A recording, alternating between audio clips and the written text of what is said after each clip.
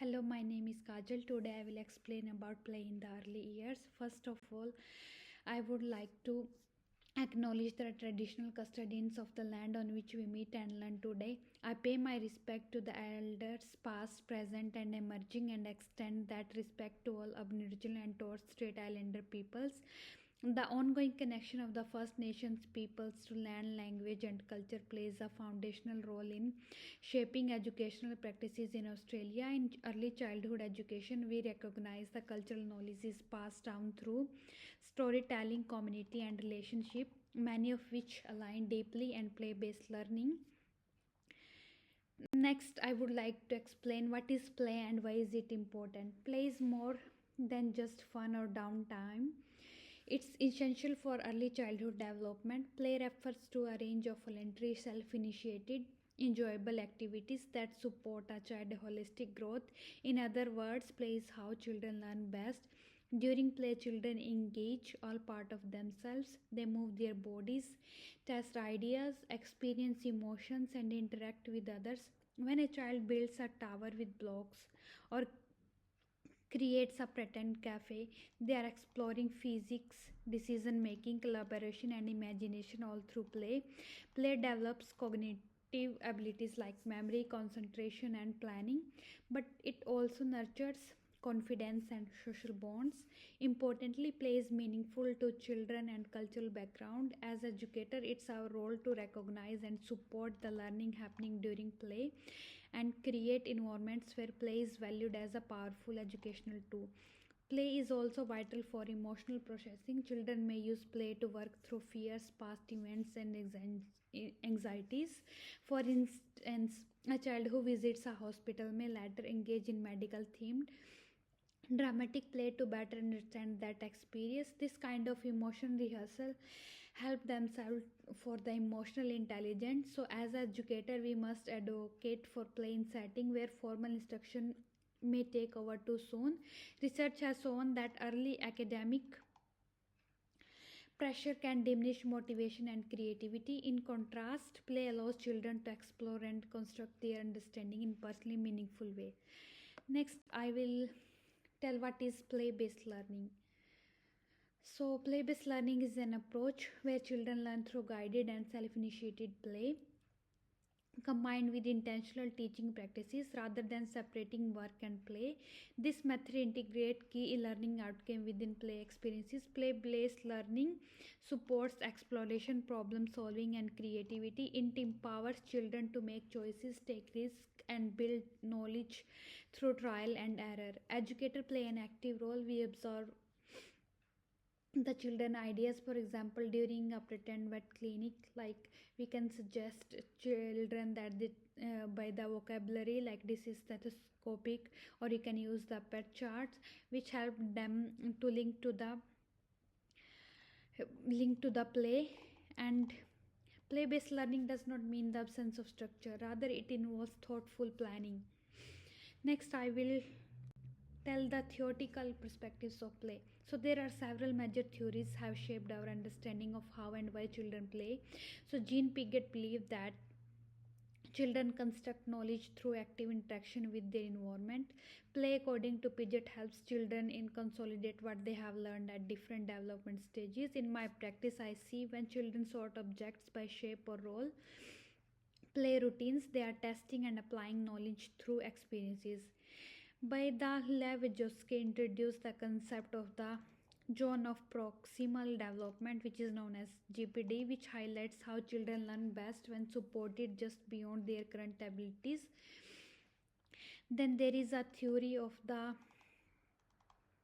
Erskine, which emphasized play as a way for children to build initiative identity. He believed play helped children explore roles and build emotional strength. When children pretend to be teachers, parents, or community helpers, they are working through complex feelings and practice responsibility. After that, there is a Froebel, the founder of the kindergarten, described play as the highest expression of human development in early childhood. He emphasized structure, creative play material, or gifts which inspire open-ended exploration. These theories remind us that play is not accidental; it is development necessity. And there are some modern theories such as Tina Brasius emphasize the importance of play as a context for children to make sense of the world. And there is a Susan Edwards adds a contemporary lens with her digital play theory, which recognize how technology can be meaningfully integrated into early childhood settings. For example, using a tablet to take nurture photo or record puppet shows can extend learning while honoring children digital culture.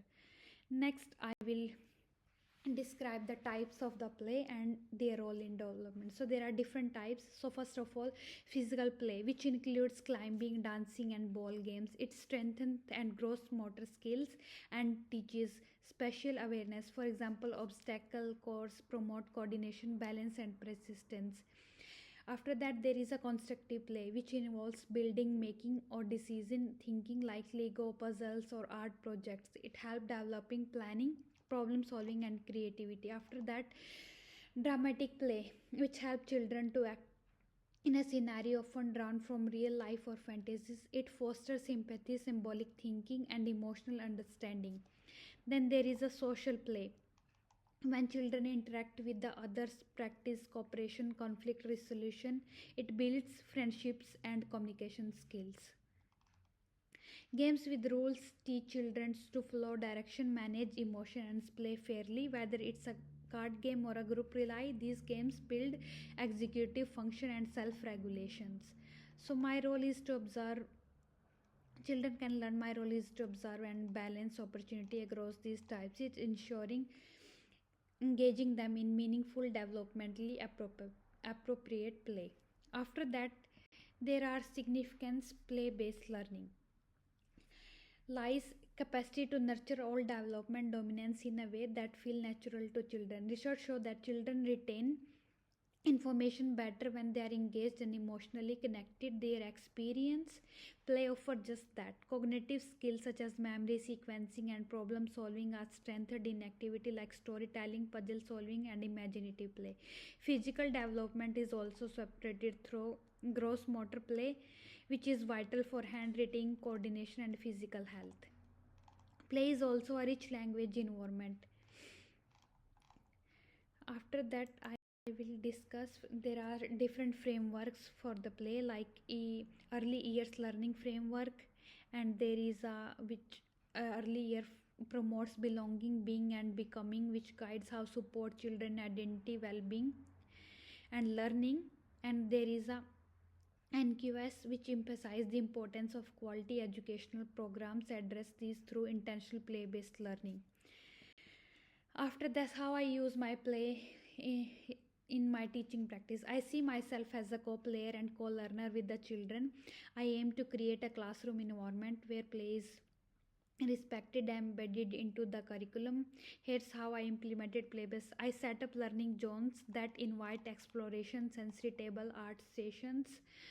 These spaces are organized, accessible. I provide open-ended materials like blocks, loose parts, clay, and fabric, which encourage creativity. I incorporate intentionally teaching movement into play. For example, when children pretend to run bakery, I might introduce simple math like counting, making manners, and science like mixing ingredient. I reflect on cultural diversity and ensure play space reflect the background of all children, offering material that allow children to see themselves represented. I observe play closely to access development notes from the observation from the future planning and highlight learning that may not be visible in traditional assessment. Outdoor play is also essential. I use the outdoor environment for gross motor development, nature exploration, and spontaneous problem solving skill. I also co-plan and children by engaging in reflection sessions. We talk about they played, what they learned, and what they want to explore next. This practice empowers children and making learning inside.